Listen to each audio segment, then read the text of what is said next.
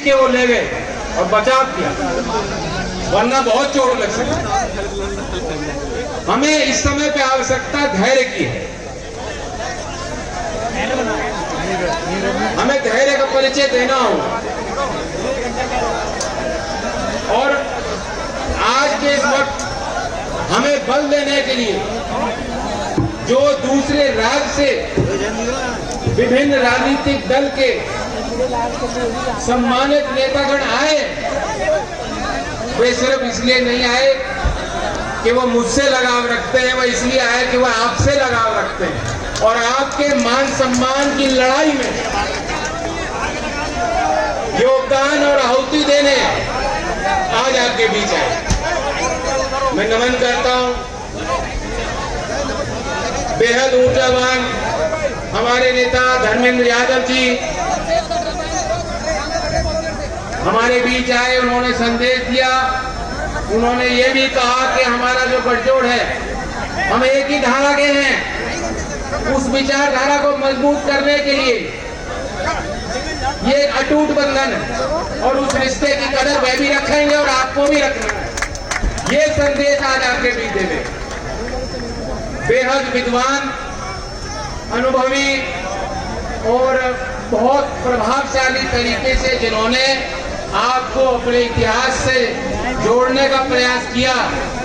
100 साल बीते, आज ही के दिन क्या बात थी और आज क्या हो रहा है। पंजाब की तस्वीर आपके आगे खींचने वाले पूर्व सांसद जगमीत बराड़ साहब और चौधरी देवीलाल जी और चौधरी चरण सिंह जी का नाम लेते ही पूरे देश के किसी भी कोने में किसान जो बैठा है वो खुश होता है, उसके चेहरे पे मुस्कान आती है।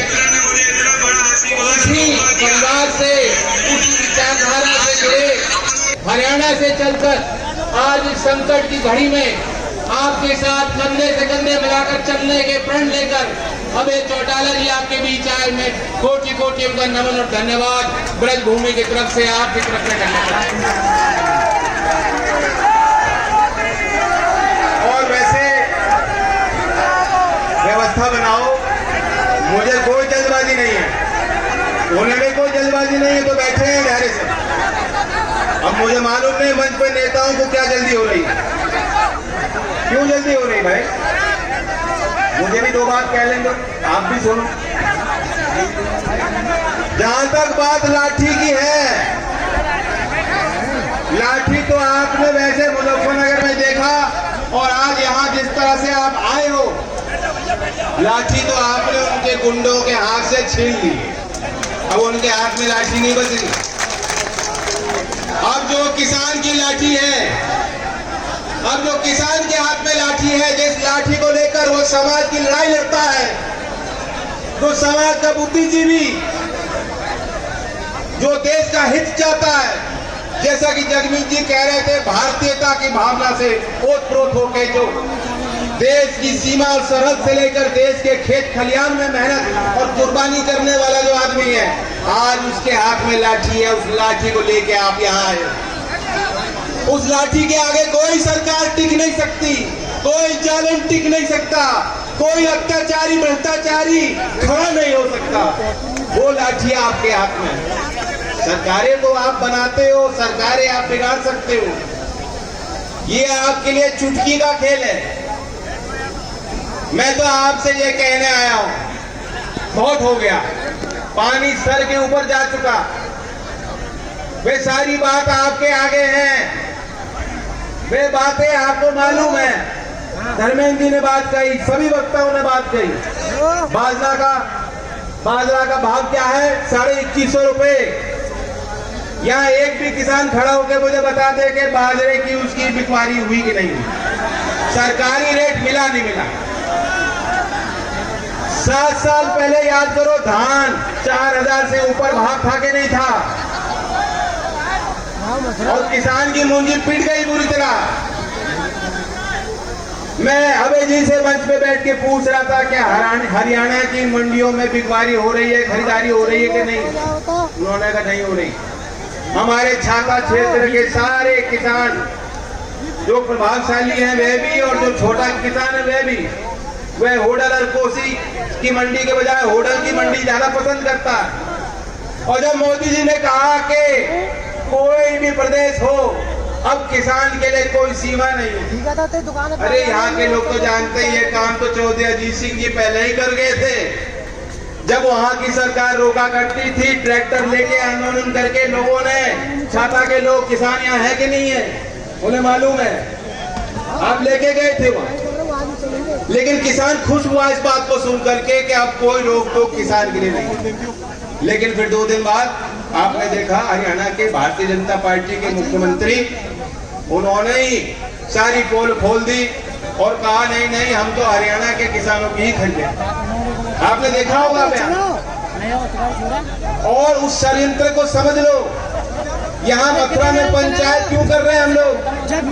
क्योंकि यहाँ के लोग किसान हित की लड़ाई लड़ने में सक्षम है। आप लोगों में मादा है, मादा आप लोगों में वो दम है जो ब्रज से संदेश जाएगा पूरा देश उसको देखेगा। मुझे याद है मैं बटेन में मीटिंग कर रहा था, सभा कर रहा था और बाजना में गोलियां चल रही थी। वो दिन मुझे आज भी वैसा ही याद है जैसे कल, जैसे आज कुछ देर पहले के पल। मैं सभा में भाषण दे रहा था, मुझे बहुत चिंतित हो गया। एक कार्यकर्ता ने आके मुझे बताया कि वहां गोली चल गई और अफवाह भी थी, डर भी था। हम लोगों को मालूम नहीं था क्या दृश्य होगा, क्या नजारा होगा। हमें बताया गया कि वहां कम से कम 12-13 किसान घायल हैं, धड़ाधड़ गोली चल रही है। किसान फिर भी हट नहीं रहा, वो डट के खड़ा है, कह रहा है कि भूमि अधिग्रहण कानून हम बदल के रहेंगे, अपनी भूमि औने पौने दाम पे जबरदस्ती सरकार को भी नहीं लेने देंगे। सरकार अगर दलाल बनकर आएगी उसे खदेड़ने का काम करेंगे उन दलालों। कितनी हिम्मत का काम था वहां उस क्षेत्र के किसानों के, उस जज्बे को मैं सलाम करता हूं। और तुरंत उस सभा को खंडित करके छोड़ करके हम लोग गए। हम लोगों को भी डर लग रहा था कि क्या दृश्य वहां देखने को मिलेगा। लेकिन यही वो भूमि है। और जब आपने अपना निश्चय बनाया और आपने तय किया, फैसला लिया और आपने मुझे उस पवित्र संसद भवन में भेजने का काम किया, आशीर्वाद दिया। आपको याद है जो निजी विधेयक हम भूमि अधिग्रहण कानून का मसौदा तैयार करके पेश किए थे, उसी सत्र में फिर सरकार ने अपना बिल लाया और उस प्रस्ताव को संसद ने पारित किया और फिर 2013 में कानून। मैं आपको याद इसलिए दिला रहा हूं कि जब आपके किसान के हित के कानून होते हैं तो किसान को तो लाठी भी खानी पड़ती है, गोली भी खानी पड़ती है, आंदोलन भी करने पड़ते हैं और अपनी राजनीति भी मजबूत करनी पड़ती है। आसान नहीं है, क्योंकि दिल्ली में जो हुक्मरान है तो नीति निर्धारक हैं, वे बात तो अच्छी करते हैं मीठी मीठी, लेकिन उनके दिल में आपके लिए जगह नहीं है। और जब आपने उनको इतनी आज ताकत दे दी और परख लिया, देख लिया, पहचान लिया, आज क्या कर रहे हैं? वही लोग हैं। आपकी लड़ाई वैचारिक हर तरीके से, लाठी से, वोट से, उन्हीं जालिमों से है जो आज सत्ता में बैठे हैं। वे दमन कर रहे हैं। की सरकार नहीं चलेगी, नहीं चलेगी। की सरकार नहीं चलेगी, नहीं चलेगी। मैं आपको ये बात भूमि अधिग्रहण कानून के इसलिए कह रहा हूं क्योंकि ये आपातकालीन सी स्थिति देश में चल रही है।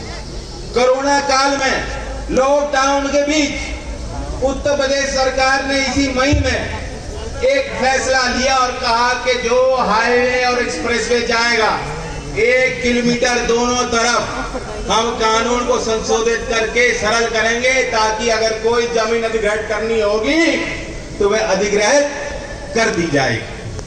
क्या बहाना था? योगी जी कहते हैं हम उद्योग लगाना चाहते हैं। अरे उद्योग इस समय पे जिनकी नौकरी थी, किस्मत वाले थे, उनकी नौकरी छूट रही है, लोग वापस गांव लौट रहे हैं।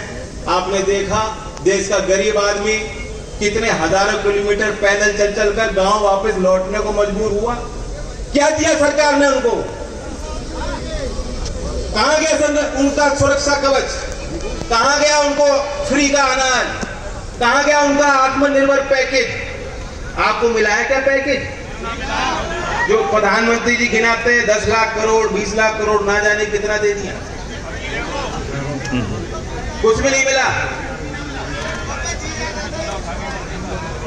तुम संघर्ष करो।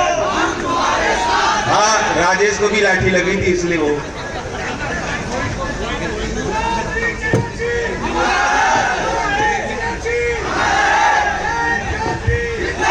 मैं आपको इसलिए बताना चाहता हूं, हम लोगों का ध्यान वहां नहीं गया,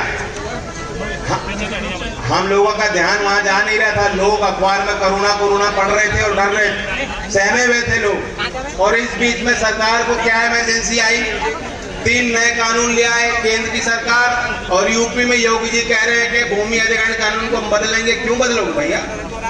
और किसको लाभ पहुंचाने के लिए बदल रहे हो, और किसके लिए बदल रहे हो? क्या ये देश का, प्रदेश का किसान पहचान नहीं रहा इस बात? जब आप कानून अपने पक्ष में बनवाना चाहते हो, 1894 का वो कानून था, 119 साल बाद जाकर वो 2013 में बदला गया। 119 साल लग गए और कई आंदोलन हुए, कितने लोग कुर्बान हो गए होंगे, अनगिनत लोग। यहाँ आपने कोई कानून मांगा नहीं, बच्चा रोया नहीं, माँ दूध पिलाने को आतुर है, बच्चा मांग नहीं रहा कुछ, किसान कह नहीं रहा कि हमें कोई कानून चाहिए। अब आपको बताया जा रहा है कि इससे तो आपको बहुत फायदा है, इससे देश के किसानों को बहुत फायदा मिलने वाला है। मुझे मालूम है, जब मैं मेंबर पार्लियामेंट था, एफडीआई के प्रस्ताव पर चर्चा संसद में हो रही और वहां मैं उसके पक्ष में बोल रहा था। मैंने ये कहा कि विकल्प तो किसान को मिलना चाहिए, अगर बेहतर विकल्प मिलेगा, अगर और भी कंपनी भी आएगी, निजी भी क्षेत्र में कोई खरीदार आएगा किसान के पास, तो किसान को बेहतर जानकारी मिलेगी उसका भाव क्या है, और प्रतिस्पर्धा में उसको भाव भी अच्छा मिलेगा। लेकिन अब जो सरकार करना चाहती है वह तो मंडी को पूरी तरह से तबाह और खत्म कर देना चाहती है। और आप लोग जानते हो, पूंजी बनाना, संस्था बनाना बहुत मुश्किल होता है, सालों साल लग जाते हैं, दशक चले जाते हैं कुछ बनाने में, और किसी चीज को बेचने में और गंवाने में कितना टाइम लगता है, वक्त नहीं लगता। LIC बेचना चाहते हैं, रेलवे बेचना चाहते हैं, सारी सरकारी जो सुविधाएं हैं, जहां इनकी लायबिलिटी है, जहां इनकी जवाबदेही है, जिस क्षेत्र में जनता उनसे मांगती है सरकार से जवाब, अब वो कह देना चाहते हैं हाथ जोड़ करके हमने तो बेच दिया, अब हमारे नियंत्रण में नहीं। ये जवाब वो आपको देना चाहते हैं। तो इसलिए ये लाइन सीधी खिंच गई है, ये लक्ष्मण रेखा इन्होंने पार की है। और अगर आज भी किसान इस देश का नहीं जागेगा, संगठित नहीं हो, विभिन्न पार्टी के हमारे नेतागण मंच पे हैं, मैं तो आपकी तरफ से एक बात उनको कहना चाहता हूं, बताओ कह दूं क्या? हम लोगों के सिंबल अलग अलग हैं, पार्टियां अलग अलग है, संगठन अलग अलग है, लेकिन किसान को उस बात से मतलब नहीं है। किसान तो चाहता है भाई, किसान की बात पर अगर हम लोग एक हो जाएं और यहां से लेके दिल्ली तक ईंट से ईंट बजाने का काम करें, राजनीतिक लड़ाई लड़ें, संघर्ष करें, क्योंकि आज लोहिया जी की पुण्यतिथि है। और लोहिया जी की एक कहावत मैं आपके बीच दोहराना चाहता हूं। उन्होंने कहा था कि अगर सड़कें सुनसान हो जाएंगी तो संसद आवारा हो। आज आवारा पशु तो सड़क पे हैं और संसद में कौन लोग हैं वो तो आप जानते हैं। लेकिन ये वक्त संघर्ष करने का है। मैं अपने भाइयों से पूछना चाहता हूं, चलो मुझे लाठी लगी उसके बाद आप जाकर, मुझे कोई दिक्कत नहीं, मैं 4 लाठी और खाऊंगा आपकी आंख खोलने के लिए। लेकिन मुझे एक बात का जवाब दे दो। मैं नौजवानों से खास तौर से पूछना चाहता हूं, क्योंकि यहाँ मथुरा की फिजा भी बिगाड़ना चाहते हैं लोग, अब कहीं और कुछ करके यहाँ की बात कर रहे हैं लोग, और आपको खड़े होकर रक्षा करनी पड़ेगी अपने संस्कारों की, गंगा जमुनी तहजीब की। मैं अपने नौजवानों से कहना चाहता हूं, अगर आप आज भी हिंदू मुस्लिम के विवाद और तनाव के आधार पर वोट देना चाहते हो तो मुझे आज बता दो, मैं अपने घर पे दिल्ली में बैठ के ठीक हूं। और अगर आप किसान की बात पे, किसान के हक और हकूक पे और बहुत समझदारी के साथ लोकतंत्र में अपनी गिनती बढ़ाना चाहते हो तो मुझे बताओ, मैं सड़क पे आपके साथ लाठी खाने को तैयार।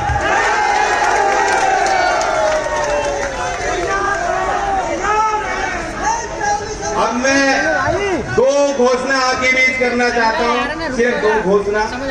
मैं फिर दोबारा धन्यवाद देता हूं जनता को, आपको भी, आपने आज हमारी पीठ थपथपाई, आयोजकों को, कार्यकर्ताओं को।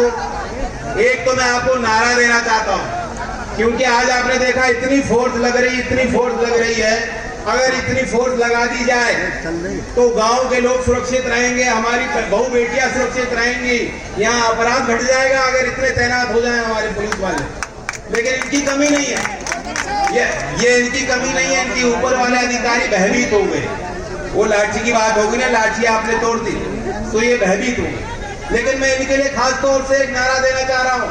मुझे एक नौजवान ने नारा बताया, मैं सहमत हूँ, और ये नारा चलेगा खूब। उन्होंने कहा, उत्तर प्रदेश की पुलिस से हमें बैर नहीं, लेकिन योगी तेरी खैर नहीं।